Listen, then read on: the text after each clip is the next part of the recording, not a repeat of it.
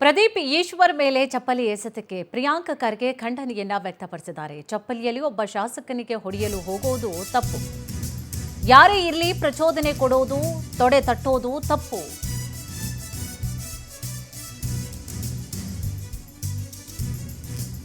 ಯಾರೇ ಇರಲಿ ಪ್ರಚೋದನೆಯನ್ನ ಕೊಡೋದಿರಲಿ, ತೊಡೆ ತಟ್ಟೋದು ಎಲ್ಲವೂ ಕೂಡ ತಪ್ಪೆ. ಪ್ರದೀಪ್ ಈಶ್ವರ್ ಮೇಲೆ ಜನರನ್ನ ಬಿಟ್ಟು ದಾಳಿ ಪ್ರಯತ್ನ ಸರಿನಾ?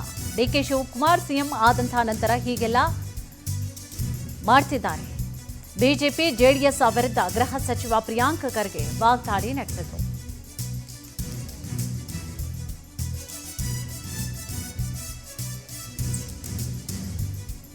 ಆಗಿದೆ ಅಂದ್ರೆ ಅವ್ರ ಮುಂದೆ ಅಸ್ತಿತ್ವದಲ್ಲಿ ಇರ್ತಾರೋ ಇಲ್ವೋ ಅಂತ ಗೊತ್ತಾಗ್ತಾ ಇಲ್ಲ ಅದಕ್ಕೆ. ಸೊ ಅದಕ್ಕೆ ಬಿಡದಿ ಆಗಿರ್ಬೋದು, ಪಾಪ ನಮ್ಮ ಪ್ರದೀಪ್ ಈಶ್ವರ್ ಮೇಲೆ ಆಗಿರ್ಬೋದು, ನಮ್ಮ ಮೇಲೆ ಆಗಿರ್ಬೋದು, ಇದು ದಿನ ನಡೀತಾನೆ ಇದೆ. ಈಗ 2 ವರ್ಷ 3 ವರ್ಷ ಆಕ್ಟಿವೇ ಇರಲಿಲ್ಲ. ಸಡನ್ ಆಗಿ ಆಕ್ಟಿವ್ ಆಗಿರೋ ಕಾರಣ ಏನು? ಡಿ ಕೆ ಶಿವಕುಮಾರ್ ಅವರು ಮುಖ್ಯಮಂತ್ರಿ ಆಗಿದ್ಕ ಎಲ್ಲೋ ಒಂದ್ ಕಡೆ ಅವರ ಅಸ್ತಿತ್ವನೇ ಪ್ರಶ್ನೆ ಮಾಡ್ತಾ ಇರೋದು ಅವ್ರ ಶಾಸಕರೇ.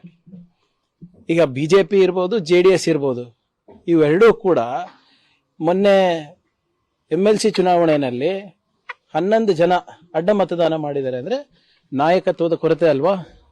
ಇದು ನಾನು ಹೇಳ್ತಾ ಇಲ್ಲ, ಬಿಜೆಪಿ ವರದಿ ಕೂಡ ಅದೇ ಹೇಳ್ತಾ ಇದೆ ಅಲ್ಲ. ನಿರ್ಲಕ್ಷ್ಯ ಅಂದ್ರೆ ಯಾರು ನಿರ್ಲಕ್ಷ್ಯ? ಡಿ ಕೆ ಶಿವಕುಮಾರ್ ಅವ್ರ ನಿರ್ಲಕ್ಷ್ಯನಾ? ಸಿದ್ದರಾಮಯ್ಯನವ್ರ ನಿರ್ಲಕ್ಷ್ಯನಾ? ಯಾರು ಹೊಣೆಗಾರಿಕೆ?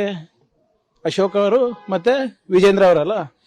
ವರದಿ ಅವ್ರದೇ ಶಾಸಕರು, ಅವ್ರದೇ ವರದಿನಲ್ಲಿ ಏನ್ ಹೇಳ್ತಾ ಇದಾರೆ? ನಿರ್ಲಕ್ಷ್ಯ ಆಗಿದೆ. ಮತ್ತೆ ಜವಾಬ್ದಾರಿ ತಗೊಂಡು ರಾಜೀನಾಮೆ ಕೊಡ್ಬೇಕಲ್ಲ. ನೋಡಿ, JDS